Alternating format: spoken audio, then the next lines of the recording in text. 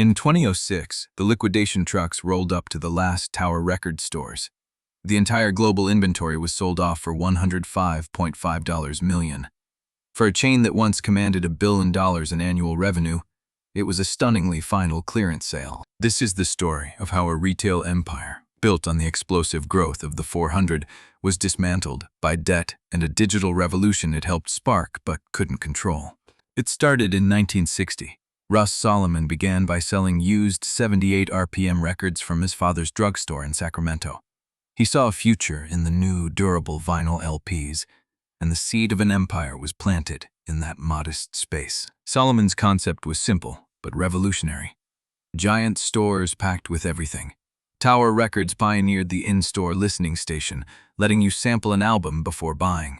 It turned record shopping from a chore into an experience. The Sunset Boulevard flagship in Los Angeles became a cultural landmark. 16,000 square feet of music heaven. It was a tourist destination where employees were even allowed to tattoo the Tower logo on themselves for a $5 fee. Then, the 400 arrived. By 1998, compact discs accounted for 80% of all music sold in America. Tower Records was perfectly positioned. The format was a cash cow, with high margins and endless demand for new releases. The company expanded aggressively. By the late 90s, Tower had 287 stores across the U.S. and internationally. The 400 boom funded a global footprint, and it seemed unstoppable. Peak global revenue hit around $1 billion annually. But behind the scenes, a different number was growing, a much more dangerous one. In 1995, Tower's parent company sold it to a leveraged buyout firm. The deal price was $120 million, but the critical detail was how it was financed. The company was loaded with massive debt from day one. This debt was a ticking bomb. It meant that every dollar of profit was needed to service interest payments, leaving almost no room for error or, crucially, for investment in the future. Meanwhile, a quiet revolution was beginning. In 1998, Amazon launched its online music store. A website could hold millions of titles. A Tower superstore, at its best, could stock between 60,000 and 100,000. The internet's infinite shelf space was the first crack in the superstore model. But the real earthquake was about to hit. In June 1999, a teenager launched Napster. It was the first major peer-to-peer file-sharing service. Within 2 years, it had 80 million registered users sharing music for free. Piracy wasn't just stealing revenue. It fundamentally changed consumer expectations. The idea of paying $18 for a whole 400 just to get one or two songs suddenly felt obsolete. Then came the legal answer. In April 2003, Apple launched the iTunes Music Store. Songs cost 99 cents. It sold 1 million tracks in its first 5 days. This was the perfect storm. You had the debt from the buyout squeezing Tower's finances. You had the internet offering unlimited selection.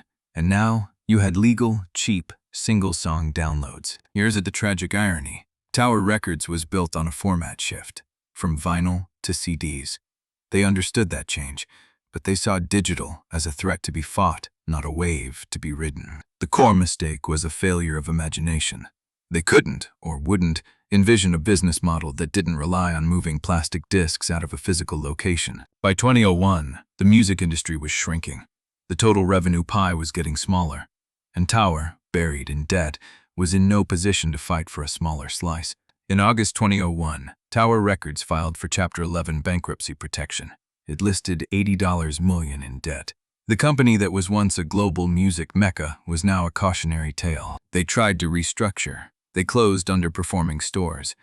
But the fundamentals were broken. The debt was too high, and the market was moving too fast. The final blow came as digital sales surged. From 2002 to 2005, U.S. digital music revenue jumped from $58 million to $480 million. This was the future, and Tower had no seat at the table. In 2006, Tower filed for bankruptcy a second time. This time, there was no reorganization plan. The order was liquidation. Every store, every fixture, every last 400 was put up for sale. The end was swift and total. The entire global inventory, everything left, sold for $105.5 million to a liquidator. It was the final receipt for a company that couldn't adapt. The lesson of Tower Records isn't just about piracy or the internet. It's about what happens when a company is strangled by debt just as a paradigm shift hits. They had no financial cushion to experiment or pivot. They saw the internet as a distribution problem. They failed to see it was a new business model entirely. The stores that were once their greatest asset became an impossible, expensive burden. Today, music is a $28 billion global streaming industry. The experience Tower Records pioneered, discovery, curation, community, now happens on digital platforms. The soul of the record store lives on, just not in a store. The physical superstore was a glorious, fleeting moment in music history. Tower Records didn't just sell records. For a generation, it was where you discovered who you were. And its collapse remains the ultimate story of a business that saw the future and looked away.